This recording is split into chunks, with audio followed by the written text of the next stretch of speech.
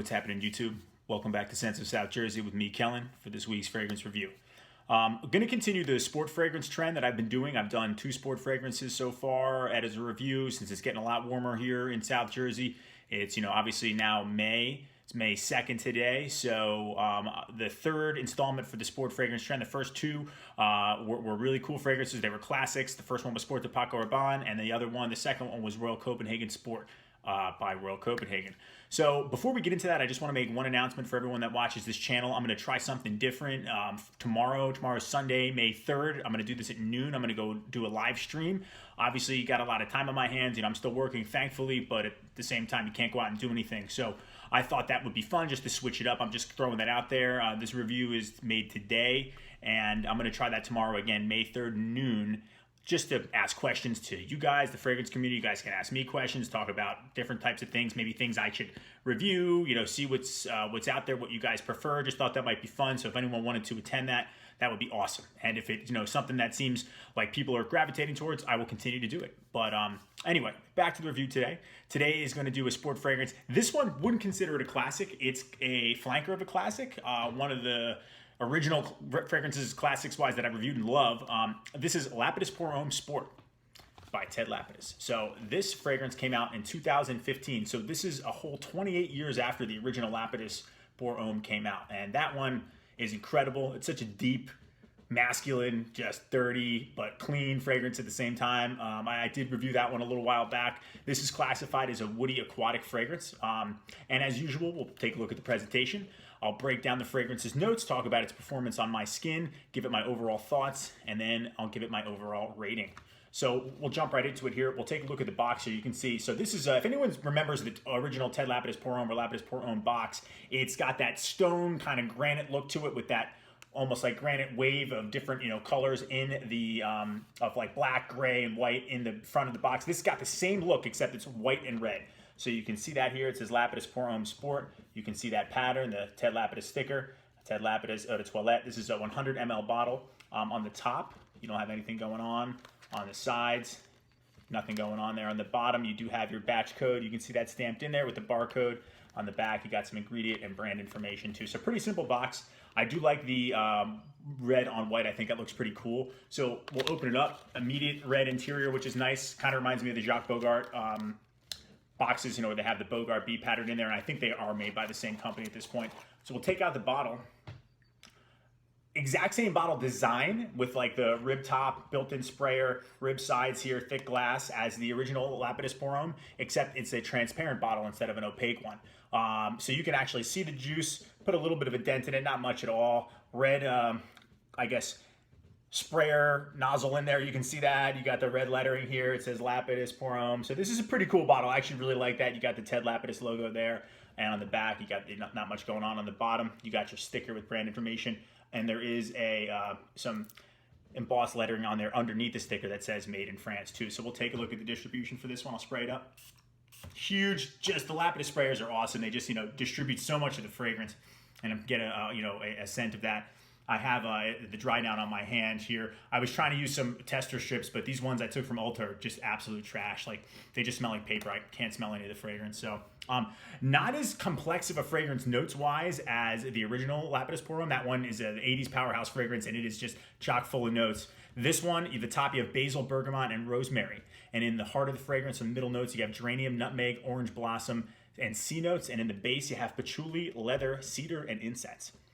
So I'm just going to come out and say it. I don't get any of that in the base whatsoever. There's 0% that I get of patchouli, definitely no leather or cedar or incense at all. I get the floral notes right away. I'll talk about that in a moment. Well, let's talk about the performance for Lapidus Pour Homme Sport. So it is a sport fragrance. So I think this gets slightly above average performance. I'm looking at least 6.5 hours for this fragrance. The total life cycle, 6.5 hours. It projects pretty well for the first hour and a half. The sillage is about an hour. You'll make a nice scent trail. And after that, you're going to get about a foot and a half max kind of scent bubble around you. And then I would say the second, towards the end of the phase of the fragrance, is going to be more of a skin scent too. So again, it's a sport fragrance, so you're not going to expect, and I definitely didn't expect it to be an insane performer like its predecessor, Lapidus Pour Homme, but I did think coming from Lapidus, it would have slightly better performance longevity-wise, just because of how great of a performer the original one was. Even though this is a sport, and I thought maybe it would be maybe 9 hours instead of like 24, but this one, it kind of capped out there at 6.5 too. So, I wasn't expecting a super beast mode, but I was expecting a little bit better performance for this one, considering its predecessor, Ted Lapidus. So, Pour Homme. So my thoughts on this fragrance, it's definitely a great, cheap daily fragrance for sure. You can get this Fragrance Net for, or Fragrance X, I think for $15 max, maybe 20 max if you're spending a little bit more and you want it shipped to your house right away. I don't have any other products for this, no aftershave, no shower gel. I'm not sure if they even make it, if they just made this one. And this is like a real modern take on, when I think of Lapidus Pour Homme, I think of just the dirty locker room, fresh 80s one that the original one that I love, that, is a cousin to Kouros. I saw a couple reviewers say that this is like Kouros without the dirty skankiness, and I don't agree with that at all. I don't get any comparison or similarities to Kouros whatsoever with this fragrance. I get an instantaneous, like floral, and it's very floral in the opening. It's like a bright, it's good for warm weather for sure. This is definitely a spring, summer fragrance, but I don't get any of the comparison to Kouros whatsoever or the original Lapidus Pour Homme at all. This is just very floral, and then the dry down portion becomes like a clean linen dryer sheet scent, and I think that's more of the sporty, but it's classified as a woody aquatic, and I don't get much woody notes or aquatic notes at all. It's very floral, and then it's like dryer sheet. It reminds me of a cheap fragrance that's pretty good, but I'm not a huge fan of it. I owned it, and I ended up gifting it to my nephew, called Bora Bora by, I think it's Liz Claiborne. That had that clean linen dryer sheet. It's like a fresh scent. Doesn't smell bad. This smells good, don't get me wrong, but I was expecting it to have that DNA of its original predecessor. But it really doesn't do that. It kind of takes a whole new direction, and that direction is very floral opening, and then right to like a clean linen, fresh dryer sheet, almost shower gel-like. And I think that's where the dry down is the most sporty, whereas the opening, it definitely is not. It should be called Ted Lapidus Flower Bomb or something like that. That's more what I get. This is something where I think you could easily wear it to the gym if you applied one spray. I wouldn't apply too much when you're in a close quarter setting like a fitness center or health club, because it could be a little bit polarizing. The floral is pretty heavy in the beginning. I will say that. So it does have a little bit of power there, but then it does kind of fizzle out. This is great for the daytime. This is office safe. It won't offend anybody. There's nothing trying or daring about this fragrance at all. It's good, but it's not what I thought it was going to be. So, just to say that it's like related to the Lapidus Pour Homme is kind of funny, because it's definitely just like a floral, and then, like I mentioned, shower gel, dryer sheet, clean linen scent too. But it's pretty good. I wouldn't wear this out on an evening. I wouldn't, no special occasion. This is like, office, gym, you're going to go down to the supermarket and run some errands. That's what I think this is best for. So I think it's more wearable nowadays when you look at fragrances that come out now than, say, the original Lapidus Pour Homme. That one, you got to be a fan of classics to rock that one. But this one is easier to wear in this day and age. If you took this back into the 80s era, this one wouldn't be considered at all. I would imagine people would think that this is like very feminine or lame. But it's somewhat masculine now when you think about some of the aquatic and sport fragrances that come out now. But I think that it would be best worn. Someone probably like maybe 28, 30 would probably want to wear this one and up. I don't know. The younger guys might not like it. It might be too floral.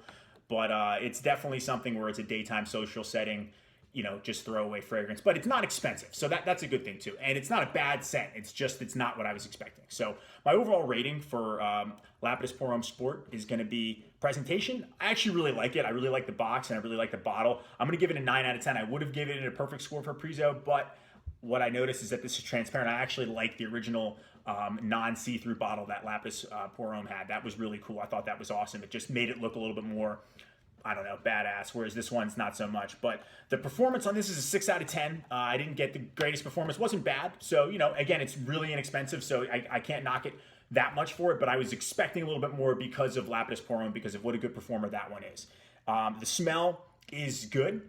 It's not great. It's not my favorite. Out of the sport fragrances, this is probably my least favorite of the ones that I've done so far. So I'm going to give that one a 6 out of 10. So overall, I'm going to give this a 7 out of 10. Not a bad score. The presentation is kind of carrying the weight, but it's a good fragrance, and you should definitely check it out if you're looking for something and you like floral and then you like that fresh dryer sheet scent and you want something inexpensive. Definitely check this one out too, because I think it's a good scent for sure, but it's not what I was expecting. I kind of wanted it to be a little bit more robust and carry that Lapidus Pour Homme DNA with maybe an aquatic opening. So that's the review for this. So we're going to give it again a 7 out of 10. Thanks so much for watching, guys. I really appreciate it. Again, going to do the live stream tomorrow, May 3rd at noon. That's Eastern Standard Time for anyone overseas. So thanks again for watching. Let me know if you guys have any experience with Lapidus Pour Homme Sport or any other sport fragrances that you think I should review. I'm really enjoying it as the weather gets warmer. As a big fan of the classics, sometimes the big heavy ones you can't really wear because they might be too polarizing, too cloying in the heat. So this one would probably do well in the dry down, I would think, but the opening is kind of rough again. So anyway,